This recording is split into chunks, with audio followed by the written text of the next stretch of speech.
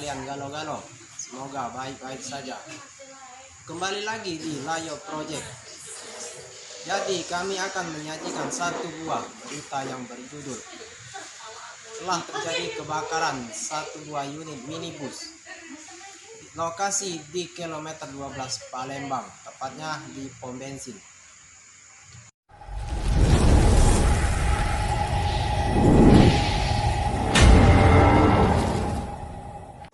Terjadi kebakaran minibus di pom bensin kilometer 12 Palembang.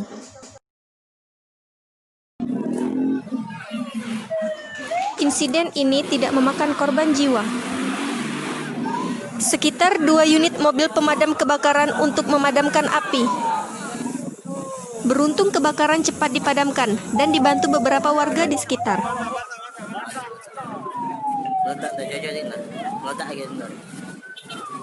Kebakaran ini terjadi dikarenakan percikan api arus listrik membakar material plastiknya.